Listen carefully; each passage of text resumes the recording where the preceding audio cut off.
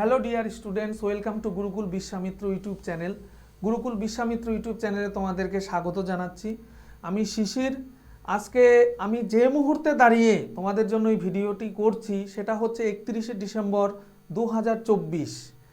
31শে December 2024, বুঝতেই পারছো আজকে হচ্ছে ইংরেজি যে আমাদের বছর 2024 সালের শেষ দিন। আমরা নতুন বছরে আর কিছুক্ষণ পরে পদার্পণ করতে যাচ্ছি, অর্থাৎ 2025 সালে। তো সবাইকে অগ্রিম আমি হ্যাপি নিউ ইয়ার 2025 জানাচ্ছি।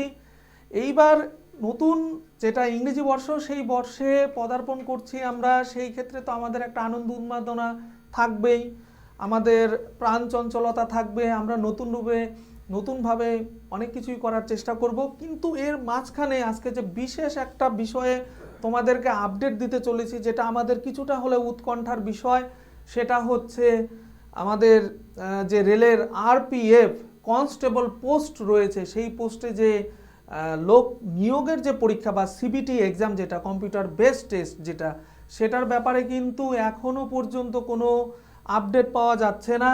আমি সেই বিষয়ে আসছি। তো আবার সবাইকে স্বাগত জানাচ্ছি। চলো ব্যাপারটা কি রয়েছে একটু বোঝার চেষ্টা করি।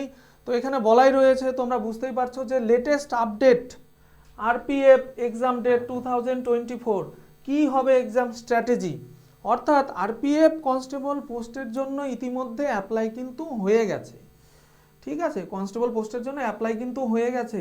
কিন্তু যে বিষয়ে আমাদের উৎকণ্ঠা রয়েছে সেটা হচ্ছে, আমি এখনই তোমাদেরকে একটা স্লাইড দেখাচ্ছি, যে এইখানে যেটা রয়েছে সেটা হচ্ছে আরআরবি এক্সামিনেশন 2024 এবং 2025, এই যে একটা টেন্টেটিভ ডেট কিন্তু এইখানে কিন্তু রয়েছে।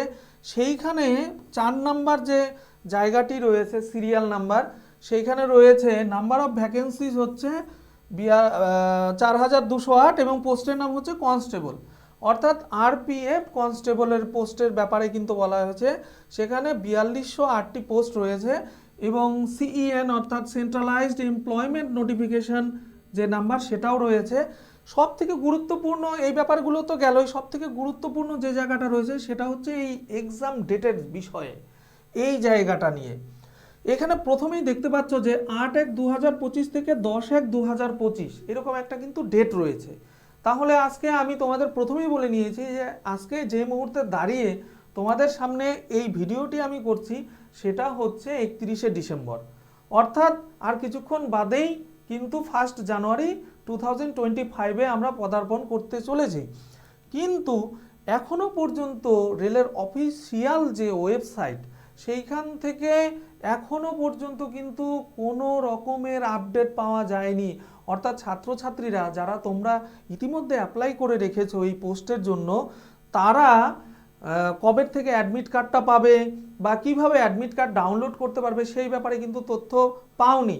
তাই এই পোস্টটিতে চাকরি পাওয়ার জন্য যারা প্রথম থেকে মন প্রাণ দিয়ে, জান প্রাণ দিয়ে তোমরা পড়াশোনা করেছো বা নিজেকে তৈরি করেছো, তাদের মধ্যে কিন্তু উৎকণ্ঠার জায়গাটা কিন্তু এই সময়ে একটু প্রবল। তো আমরা সেই ব্যাপারটাতেই ফোকাস করার চেষ্টা করছি। 8 তারিখে যদি পরীক্ষা হয়, আর কিছুক্ষণ বাদে 1 তারিখ, অর্থাৎ আগামীকালকেই হচ্ছে 1 তারিখ পড়ে যাচ্ছে। তো এইখানে 8 তারিখ থেকে শুরু হলে সময়টা কিন্তু খুব কম। আচ্ছা, আবার আর একটা জিনিস হচ্ছে, 8 তারিখ থেকে 10 তারিখ পর্যন্ত একটা ফেজে পরীক্ষা হচ্ছে। তারপরে দেখো 15/1 থেকে 17/1 এই ফেজটাতে একটা পরীক্ষা হচ্ছে। তারপরে হচ্ছে 27/1/205, যদিও এটা 205 হওয়া উচিত না, এটা হওয়া উচিত হচ্ছে 2025, অর্থাৎ 2025 সালকে নির্দেশ করছে। এবং তারপরে দেখো 3/3/2025 থেকে 7/3/2025। তাহলে এই জানুয়ারির পরে ফেব্রুয়ারিটা কোথায় গেল, ফেব্রুয়ারি মাসটা কোথায় গেল, ফেব্রুয়ারি 2025 এই মাসটা কিন্তু চলে গিয়েছে। যারা আমার ভাই বোনেরা রয়েছে, এসএসসি জিডি কনস্টেবলের পরীক্ষা রয়েছে, হ্যাঁ, যাদের রয়েছে তাদের পরীক্ষাটা কিন্তু 4 ফেব্রুয়ারি 2025 সাল থেকে হওয়ার কথা। যেহেতু এই সময় জিডি কনস্টেবলের পরীক্ষা হচ্ছে, তাই আরপিএফ এর পরীক্ষা কিন্তু সেই মুহূর্তে হওয়ার কথা নয়, ঠিক আছে। যে পরীক্ষা কন্ডাক্ট করে যে সংস্থাটি, আমি তার নামটা এই ক্ষেত্রে উল্লেখ করছি না, যে সংস্থায় করে থাকুক, সেই সংস্থা যারা কিনা জিডি পরীক্ষার দায়িত্বে থাকবে, সিবিটি পরীক্ষাটা জিডি কনস্টেবলের পরীক্ষার জন্য যারা দায়িত্বপ্রাপ্ত হয়েছে বা যারা নেবে, তারাই হচ্ছে কিন্তু আরপিএফ এর এই পরীক্ষাটিও নিবে। তাহলে অ্যাট এ টাইম দুটো পরীক্ষা কিন্তু প্যারালালি চালিয়ে যাওয়া সম্ভব নয়। তাই ওই ফেব্রুয়ারি মাসে কিন্তু পরীক্ষাটা নেওয়া সম্ভব হচ্ছে না ওই সময়টাতে, কেননা ওই সময়তে ফেব্রুয়ারি মাসের ওই বিশেষ সময়ে 4 ফেব্রুয়ারি থেকে মার্চ মাসের যে সময় পর্যন্ত জিডি কনস্টেবলের পরীক্ষা হওয়ার কথা, সেই পরীক্ষাটা চলার জন্য আরপিএফ এর কনস্টেবল পোস্টের এই পরীক্ষাটি সেই সময় কিন্তু হচ্ছে না। এটা তাহলে বোঝা গেল ব্যাপারটা কি আছে। এইখানে এতটা গ্যাপ হওয়ার কারণটা কিন্তু আমি বলে দিলাম। এইবার কথার কথা হচ্ছে, তোমাদের মধ্যে অনেকের পরীক্ষা দেখা গেল যে 8 তারিখে পড়বে, তাহলে সে এখনো কিন্তু জানে না যে তার পরীক্ষা 8 তারিখেই পড়বে, নাকি মার্চ মাসের 3 তারিখে পড়বে, নাকি মার্চ মাসের 7 তারিখে পড়বে, সেটা কিন্তু তোমরা জানো না। সেই জন্যই উৎকণ্ঠার জায়গাটা কিন্তু তৈরি হয়েছে। তো আমি বলবো যে এই ক্ষেত্রে তোমাদের প্রতি এক্সাম স্ট্র্যাটেজিটা কি হওয়া উচিত, সেই ব্যাপারে আমি কিছু কথা কিন্তু তোমাদেরকে বলতে চাইছি। প্রথম বিষয় হচ্ছে, আরপিএফ এর যে সিলেবাস রয়েছে, যারা মনে প্রাণে প্রথম থেকেই খুব ভালো মতো স্ট্র্যাটেজি নিয়ে পড়াশোনা করেছো, তাদের উদ্দেশ্যে এই কথাগুলো আমি বলবো যে সিলেবাসে যে বিষয়গুলো রয়েছে, জেনারেল অ্যাওয়ারনেস বা জিকে পার্টটা যেটা রয়েছে, সেইখানে তোমাদের 50টি কোশ্চেন থাকবে। তোমরা ইতিমধ্যে জানো যারা এই পরীক্ষার জন্য পড়ছো। তারপরে অ্যারিথমেটিক, এই জায়গাতে থাকছে হচ্ছে 35টি কোশ্চেন এমসিকিউ, এবং তোমার রিজনিং বা জেনারেল ইন্টেলিজেন্সের যে পার্টটা রয়েছে, সেখানেও কিন্তু 35টি কোশ্চেন রয়েছে। তাহলে 50, 35, 35, এই হচ্ছে 35, 35, 70 এবং প্লাস 50 করে হচ্ছে 120। তোমাদের জন্য নির্ধারিত সময় হচ্ছে 90 মিনিট। তোমরা এই ব্যাপারটা জানো। এইবার বিষয়টা হচ্ছে, তোমাদের প্রথমেই যেটা মনে রাখা উচিত, যে কোনো পরীক্ষা পাস করতে গেলে আমার মনে হয়, বা এটা অনেকেই হয়তো বলে থাকবে, যে 3টি স্টেপ ফলো করা কিন্তু উচিত।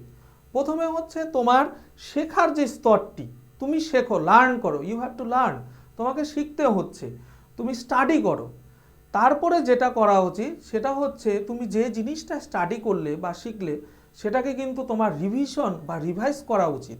এবং তারপরে মক টেস্ট দিয়ে দিয়ে তৃতীয় স্তর বা লেভেলে, থার্ড স্টেপে তোমাকে কিন্তু মক টেস্ট দিয়ে নিজেকে গুছিয়ে নিতে হবে, নিজেকে আরও ক্ষুরধার করতে হবে। সেই বিষয়টাতে কিন্তু তোমাদেরকে দৃষ্টি রাখা উচিত। তাহলে প্রথমে তুমি শিখলে, তারপরে সেই শেখা জিনিসটাকে রিভাইজ করলে, এবং সবশেষে মক টেস্ট দিলে, এবং ফাইনালি তুমি কি করলে, এক্সাম ডেটে গিয়ে এক্সাম দিলে। তো আমার এই মুহূর্তে, এই বর্ষ শেষের আজকের এই বিশেষ দিনে আমার তোমাদের প্রতি একটাই অনুরোধ, তোমরা এই ডেটের বিষয়টিকে নিয়ে খুব বেশি মাথা না ঘামিয়ে তোমরা ধরে রাখো যে 8 তারিখেই পরীক্ষা হচ্ছে। সেই তোমার পরীক্ষাটি 8 তারিখে, তার মানে এই নয় যে যতজন অ্যাপ্লাই করেছে প্রত্যেকেরই 8 তারিখে পরীক্ষা হবে। কিন্তু যেহেতু এখনো অ্যাডমিট পাচ্ছ না, তাই যেটা করা উচিত, যে 8 তারিখে আমার পরীক্ষা আছে, সেটাকে মাথায় রেখে, বর্ষবরণের আনন্দকে সামনে রেখেও বা সেটাকেও পাশে রেখে তোমাদের কিন্তু রীতিমতো খুব ভালো মতো পড়াশোনা করা কিন্তু উচিত।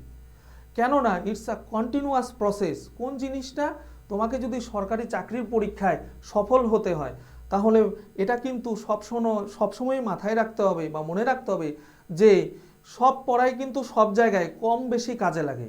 তাই তুমি তোমার পড়ার যে জায়গাটা আছে, সেটাকে কিন্তু আগের মতোই চালিয়ে যাও, পারলে বাড়িয়ে নাও।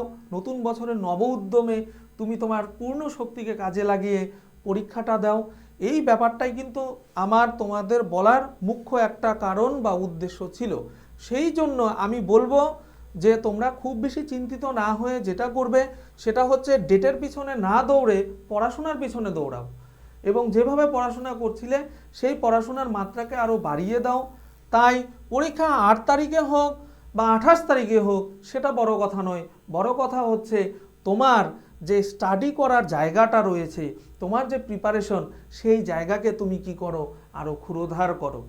ঠিক, যাই হোক, আমি আমার ভিডিওকে দীর্ঘায়িত করছি না। সবাইকে আবার ইংরেজি নববর্ষের শুভেচ্ছা জানিয়ে আমি যেটা করতে চাইছি, সেটা হচ্ছে তোমাদেরকে আবার ধন্যবাদ জানিয়ে আমার আজকের এই স্বল্প যে ভিডিওটি রয়েছে, স্বল্প দৈর্ঘ্যের, এটা আজকে এখনই শেষ করছি। সবাইকে শুভরাত্রি জানিয়ে ধন্যবাদ জানিয়ে শেষ করছি।